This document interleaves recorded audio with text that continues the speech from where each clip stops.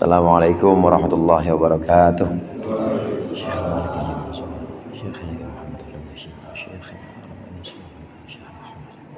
Walli fi hadzal kitab la hadratina Al-Fatihah. A'udzu billahi minasyaitonir rajim. Bismillahirrahmanirrahim. Alhamdulillahirabbil alamin. Arrahmanirrahim. Maliki yaumiddin. Iyyaka na'budu wa iyyaka nasta'in. Shiratal mustaqim. Shiratal ladzina an'amta 'alaihim ghairil maghdubi 'alaihim waladdallin. Bismillahirrahmanirrahim. Alhamdulil muallimit tullabi wa musahhilil khairi liman yata'allamu. Thumma assalatu wassalamu ala nabi wa alihi wa sahbihi jayudamu. Ya Rabbana kaffir anna dhunubana wa walidina wa liman huwa muslimu. Nad'uka Allahumma ilman nafi'a min yawmina ilal hisabi yaqumu. Amin amin amin wa ya fattahu. Amin amin amin wa ya alimu. Bismillah walhamdulillah wassalatu wassalamu ala sayyidina Muhammadir Rasulillah wa ala alihi wa ashabihi wa man tabi'a hudahu wa jama'atah wa la hawla wa la quwwata illa billah. Amma ba'du. Segenap para ustaz, para hujjaj, segenap pengurus Majelis Ta'lim Al-Huda dan seluruh jamaah yang dimuliakan oleh Allah. Alhamdulillah malam hari ini kita bersama-sama berkumpul kembali untuk thalabul ilmi, untuk mencari ilmu.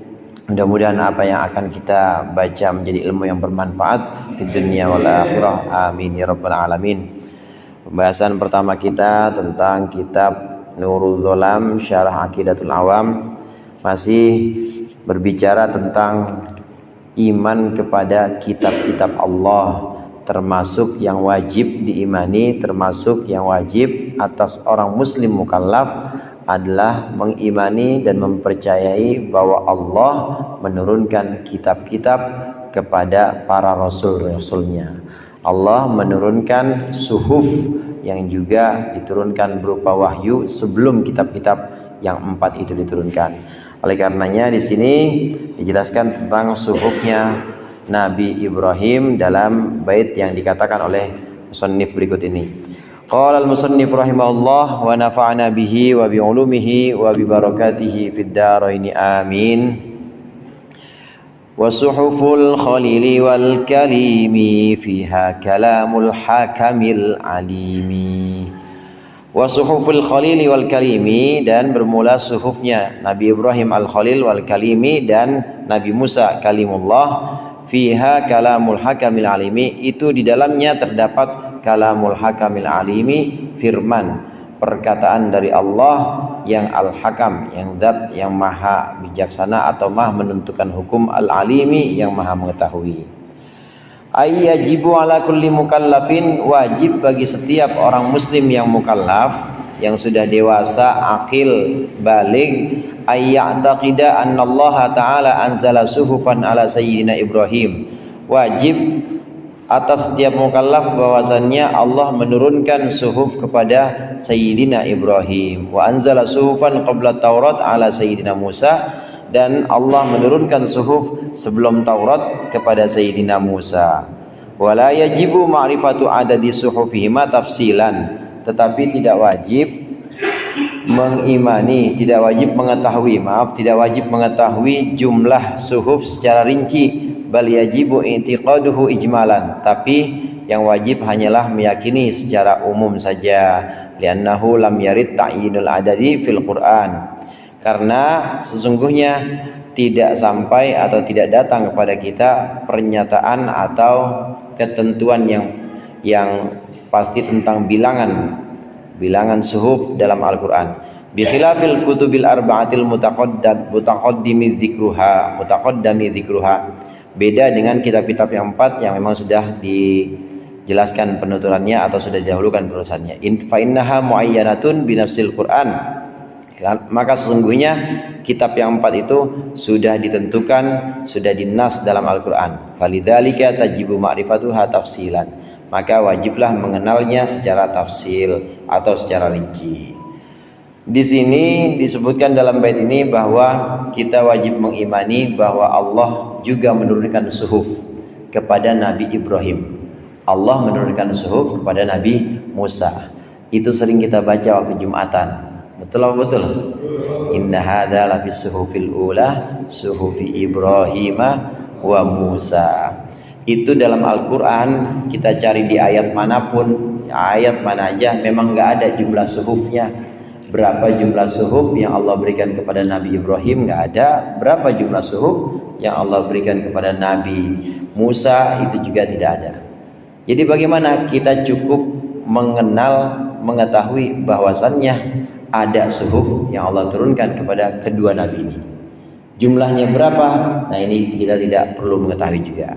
Kalaupun pernah kayak saya sampaikan waktu itu, suhufnya Nabi Musa itu 10, suhufnya Nabi Ibrahim itu 30, suhufnya Nabi Syith ya 60, Nabi Ibrahim 30, jumlah semuanya ada 100. Ini pendapat sebagian ulama yang juga melalui atau diambil dari riwayat hadis.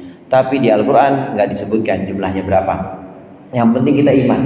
Yang penting kita kenal bahwa sebelum Taurat Allah turunkan kepada Nabi Musa, Allah menurunkan suhuf kepada Nabi Musa.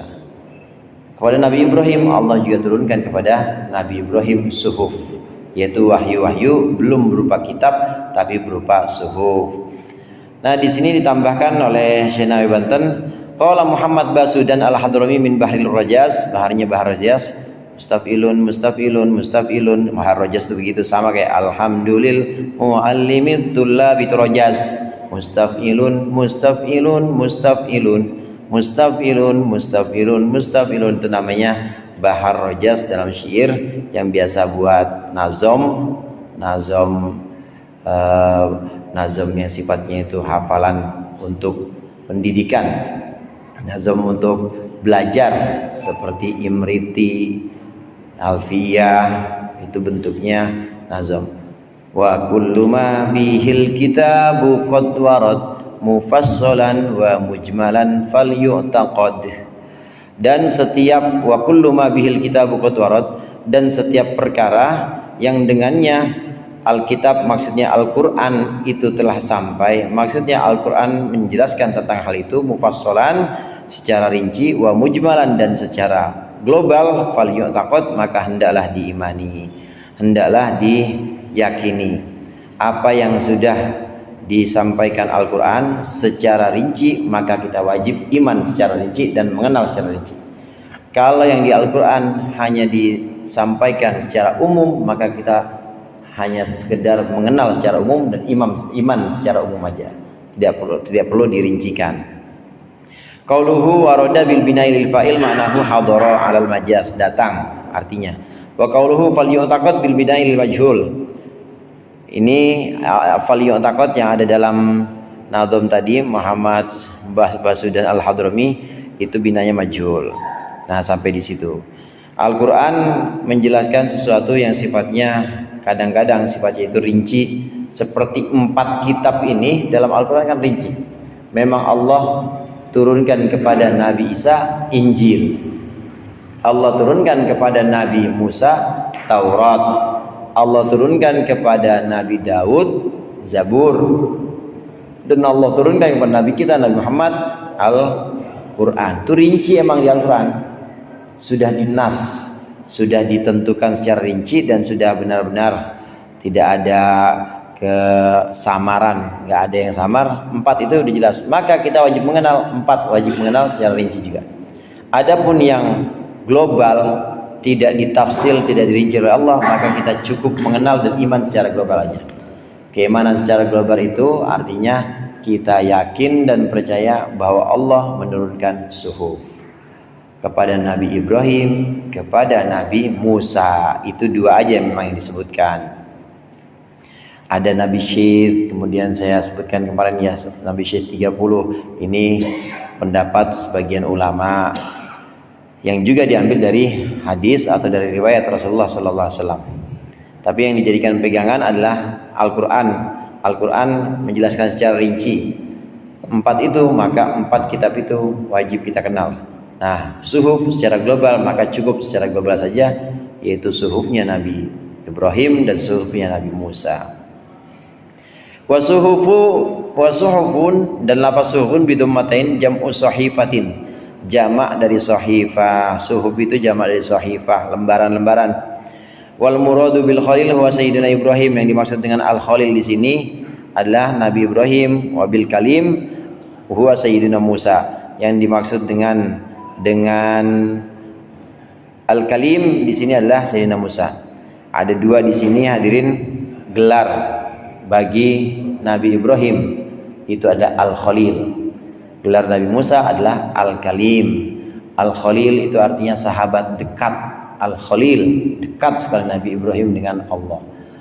Begitu juga al kalim, ini gelar untuk Nabi Musa, karena al kalim itu dari kata kalam, artinya ngomong. Al-Kalim itu artinya Nabi Musa adalah Nabi yang diajak ngomong oleh Allah, disebut dengan Kalimullah atau Al-Kalim. Nabi Ibrahim disebut dengan Khalilullah atau Al-Khalil.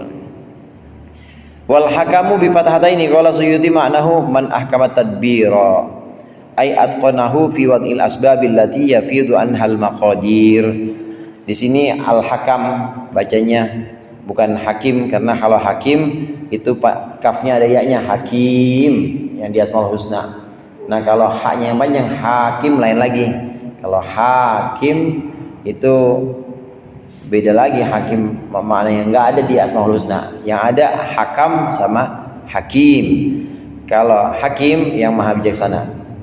Kalau hakam ini adalah orang yang menentukan segala macam urusan, dan juga zat yang menentukan segala macam urusan, dan juga yang meletakkan sebab-sebab sesuai dengan kadarnya. Gini misalnya, kalau hakim itu maha bijaksana.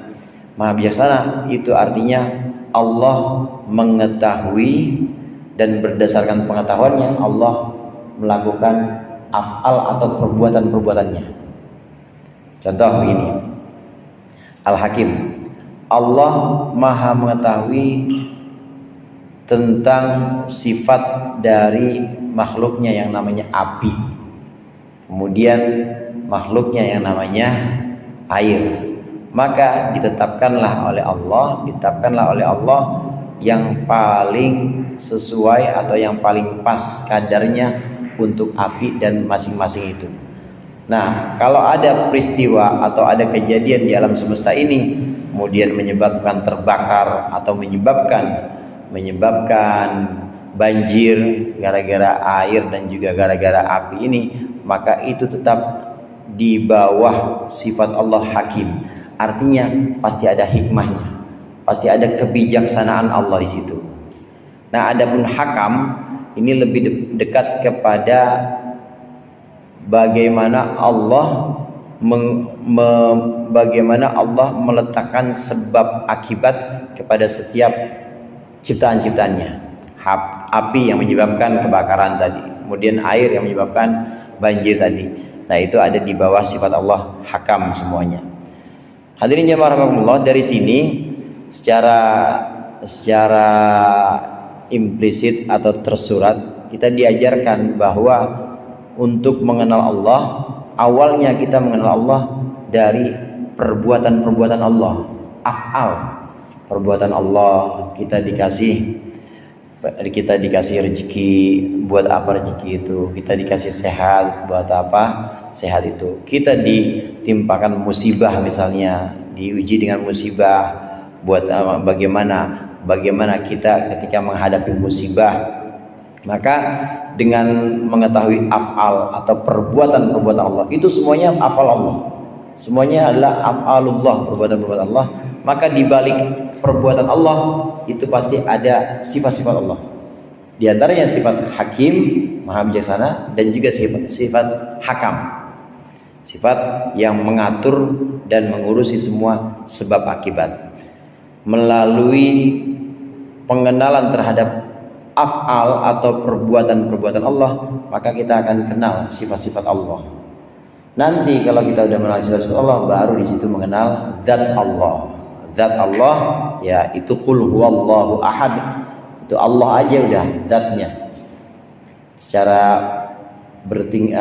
berjenjang seperti itu. Dari af'al, dari kejadian yang ada di alam semesta, atau bahkan kejadian yang menimpa diri kita, maka kita mengenal sifat Allah. Ini Allah lagi memberikan kita keluasan waktu, bisa ngaji, badan pada sehat semua, duit juga pada banyak. Udah pada nabung belum? Semuanya itu Allah berikan kelapangan. Berarti itu Allah punya sifat yang sedang diwujudkan dalam perbuatan-perbuatannya kepada kita, yaitu Allah punya sifat ya wasi' atau ya basir.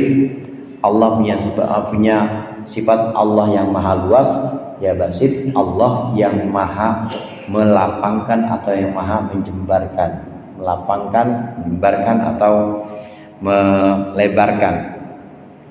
Nanti satu waktu misalnya ada yang sakit, kemudian juga ada yang ditimpa musibah, mana utang banyak banget, tagihan di mana-mana, debt kolektor telepon mulu misalnya. Itu ada sifat Allah di situ juga. Sifat Allah apa di situ? Sifat Allah bahwasanya Allah Al-Qahhar, Allah yang maha kuasa, Al-Jabbar, Allah yang maha maksa. Tinggal gimana kita aja. Waktu kita ditimpakan itu ditentukan kepada kita satu takdir, gimana kitanya. Kalau kita kemudian sabar, maka pahala juga. Begitu juga kita ditakdirkan buat ngaji, bisa sholat. Kalau kita di situ bersyukur, pahala juga. Pokoknya dalam setiap perbuatan Allah yang terjadi pada diri kita atau alam semesta, itu ada sifat Allah. Nah, pelan-pelan dengan seperti ini, dengan mengenal Allah dari af'al atau perbuatannya terhadap kita atau alam semesta ini, maka kita mengenal sifat Allah.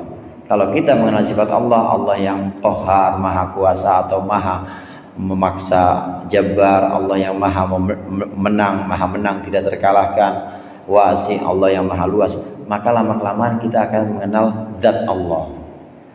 Ini yang disebut dengan ma'rifat. Secara tauhid harus seperti itu, harus ma'rifat. Jadi kalau nanti ditanya malaikat man rabbuka, nggak bingung kita. Man rabbuka? Ya gue belajar tauhid ditanyain segala. Kan belajar nih. Kalau udah belajar tauhid langsung jawab aja Allahu Rabbi.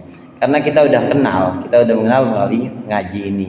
Udah mengenal belajarnya, kemudian latihannya, melihat perbuatan-perbuatan atau afal Allah, lalu naik pada sifat-sifat Allah, lalu mengenal Allah, mengenal zat Allah yang punya sifat-sifat mulia semua itu. Kadang-kadang disebut dengan Asmaul Husna.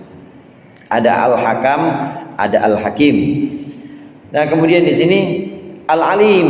Wa makna Al-Alim, makna Al-Alim itu apa? Man ilmuhu ghairu mustafadin wa ma'lumatuhu ma laha min nafadin. Yang namanya Al-Alim, yang maha mengetahui, itu bukan hanya sekedar maha mengetahui sebagaimana manusia, ngaji terus, otaknya cerdas, kemudian tahu semuanya, tetap nggak bakal disebut Al-Alim. Paling-paling disebutnya Al-Alamah, yang tahu banyak, itu aja Al-Alamah. Nggak akan disebut Al-Alim. Kalau Al-Alim lain lagi. Biasa kalau Al-Alim, ini anak alim, saya Al-Alim Ibnil Alim, ainnya panjang biasa. Tapi kalau Al-Alim hanya Allah. Al-Alim itu adalah zat yang ilmunya itu tidak diambil dari mana-mana dan juga nggak akan habis. Kalau manusia pasti ilmunya ngambil atau dapat dari mana? Dapat belajar dari guru, belajar dari kiai, makin lama makin nambah ilmunya, dan kadang-kadang ya bisa lupa juga. Tapi kalau Al-Alim ini enggak. Inilah sifat Allah. Ini penjelasan tentang sifat-sifat Allah, Hakam dan Alim. Intaha. Lalu kemudian yang ada dalam suhufnya Nabi Ibrahim, suhufnya Nabi Musa, itu emang apa sih kira-kira? Ini ada dalam pembahasan berikut ini.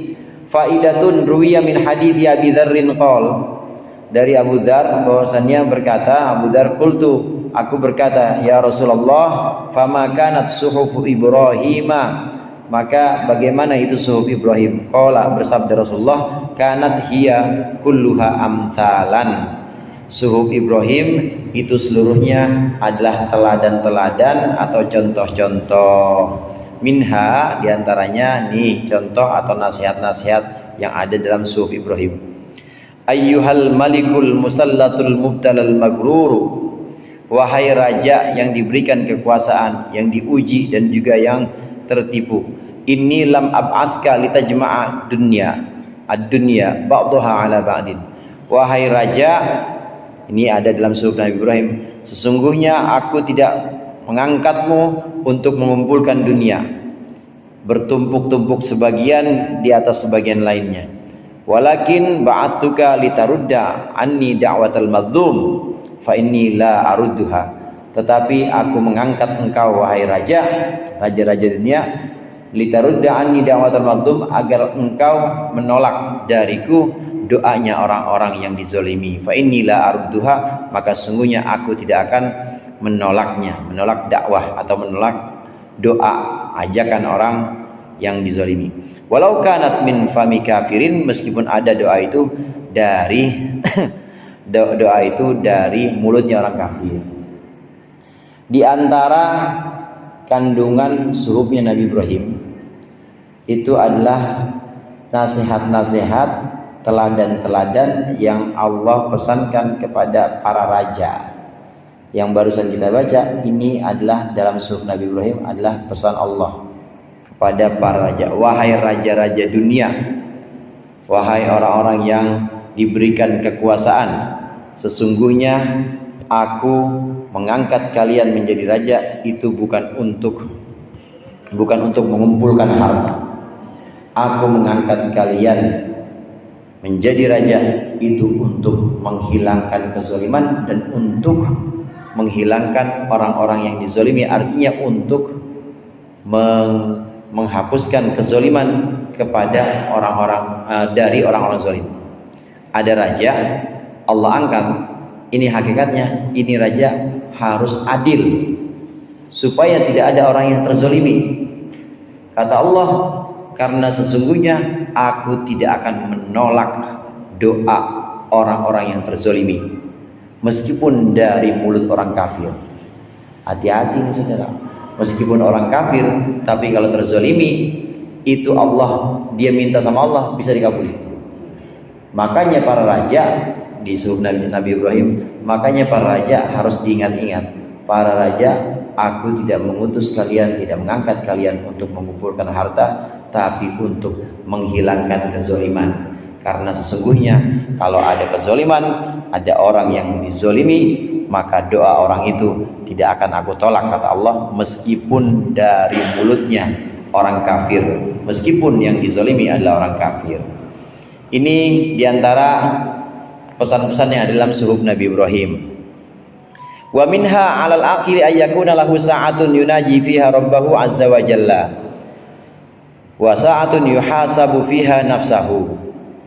Dan sebagian dari kandungan suhuf Nabi Ibrahim, alal akili, harus wajib atas orang yang berakal, ayyakuna lahu sa'atun yunaji fiha rabbahu azza wa jalla, hendalah dia punya satu waktu untuk bermunajat, untuk berbisik atau berbincang-bincang dengan Tuhannya. Wa sa'atun yuhasibu fiha nafsahu, satu saat atau satu waktu di mana dia menghisab, dia mengintrospeksi dirinya. Wa sa'atun yatafakkaru fiha sun'allahi ta'ala, dan satu waktu di mana dia bertafakur, merenungkan ciptaan-ciptaan Allah. Wa sa'atun yakhlu yatajarradu fiha bihajatihi, dan satu waktu di mana dia melakukan atau di mana dia sendiri mengurusi hajatnya, minal mat'ami wal mashrabi, yaitu berupa hajat makan dan minum. Dalam suhuf Nabi Ibrahim ada amsal atau ada nasihat-nasihat yang bunyinya begini. Orang berakal harus punya pembagian waktu. Sehari dibagi 4. Yang pertama, orang berakal harus punya waktu untuk bermunajat dengan Tuhannya. Nah, dalam syariat Nabi Ibrahim, karena bentuknya masih suhuf, belum seperti kita. Nah, kita udah Allah sediakan. Kita munajat di mana, Bapak-bapak? Di dalam sholat, itu minimal. Itu kita munajat, iyyaka na'budu wa iyyaka nasta'in. Hanya Engkau yang aku sembah ya Allah, hanya Engkau yang aku mintakan pertolongan. Ihdinas siratal mustaqim. Tunjukkan kami jalan yang lurus. Itu kan kita lagi bisik-bisik sama Allah. Subhana rabbiyal azimi wa bihamdi. Maha suci Engkau ya Allah yang maha agung dan saya kotor. Itu kan kita lagi munajat. Orang yang berakal harus punya waktu ini. Alhamdulillah kita udah disediakan dan kita udah difasilitasi dengan yang namanya sholat. Udah jadi kebutuhan kita. Amin apa? Saya tahu orang sini mah butuh banget sama sholat ya. Rasanya kalau nggak sholat badan gimana gitu, ringsang banget, nggak enak kayaknya, rungsing banget pokoknya. Kalau sholat aman, kalau sholat kayaknya nyaman, adem rasanya. Satu waktu harus ada untuk bermunajat dengan Allah. Kemudian waktu yang kedua, masih di sunnah Nabi Ibrahim. Waktu yang kedua, hendaklah seorang punya waktu untuk muhasabah, untuk introspeksi dirinya. Introspeksi dirinya, dia menghitung-hitung. Udah pengen tidur, dihitung nih. Tadi ngapain aja ya, dari subuh jamaah, zuhur jamaah juga, asar jamaah. Iya, habis zuhur sampai asar itu tadarus. Habis asar masukin kotak, masukin duit ke kotak amal. Di itu kalau ada yang bagus-bagus, alhamdulillah, makasih ya Allah, hari ini Kau bimbing aku untuk bisa berbuat baik. Kalau ada yang salah, buru-buru astagfirullah. Ngapa tadi pas pengen sholat ada cewek ya ketemu, ngapa terus saya ajak ngobrol, astagfirullahaladzim. Istighfar. Kalau ada yang baik-baik langsung alhamdulillah, kalau ada yang buruk langsung mohon ampun kepada Allah. Ini namanya muhasabah. Muhasabah kan masyhur itu makalahnya Sayyidina Umar, hasibu anfusakum qabla an tuhasabu. Hitung atau introspeksi dirimu sebelum kamu nanti dihisab, diperhitungkan. Hitung diri kita sendiri. Sehari ini kita udah ngapain aja? Sehari ini perbuatan buruk apa aja yang sudah kita lakukan, langsung istighfar. Hari ini apa aja yang kebaikan yang kita lakukan, langsung alhamdulillah. Artinya alhamdulillah di sini jangan ngerasa GR bahwa itu punyaan kita, tapi itu Allah yang bimbing kita. Muhasabah, waktu yang kedua buat muhasabah. Waktu yang ketiga adalah waktu untuk bertafakur, untuk merenungkan ciptaan-ciptaan Allah. Nggak usah jauh-jauh, hadirin, ciptaan Allah yang ada dalam tubuh kita aja. Ya, ciptaan Allah yang ada di kepala kita aja. Enak banget rasanya ini mulut buat ngomong. Enak banget rasanya ini mata, ini buat kedip. Bulu mata itu nggak panjang-panjang segitu aja. Coba kalau panjang, repot kan kita. Alis juga begitu. Semua nikmat-nikmat Allah itu adalah ciptaan-ciptaan Allah yang ada pada diri kita. Ini jadi bahan perenungan. Nanti dari situ muncul syukur. Alhamdulillah, nikmat, betapa banyak nikmat yang sudah Engkau berikan ya Allah kepada aku. Ini waktu yang kedua, yaitu untuk tafakkur. Ketiga. Yang keempat, ini waktu untuk kita sebagaimana manusia, cari makan, cari minum, ya mau dagang ya, mau pergi kantor, mau pasar, apa aja, emang itu harus ada. Jadi 4 waktu ini, yang pertama munajat pada Allah, yang kedua muhasabah, yang ketiga tafakkur, kemudian yang keempat untuk kepentingan hidup kita sebagai manusia. Ya kalau nggak gitu bisa diomelin sama bini ya. ya kagak cari kerja, kagak cari makan, jangan cari minum, cuma itu aja, maka harus ada keseimbangan. Inilah diantara kandungan-kandungan yang terdapat dalam kitab dalam suhuf Nabi Ibrahim, dan masih banyak lagi. Nanti di belakang akan kita baca banyak amsal atau banyak nasihat-nasihat dan teladan-teladan yang terkandung dalam suhufnya Nabi Ibrahim. Wallahu a'lam bishawab.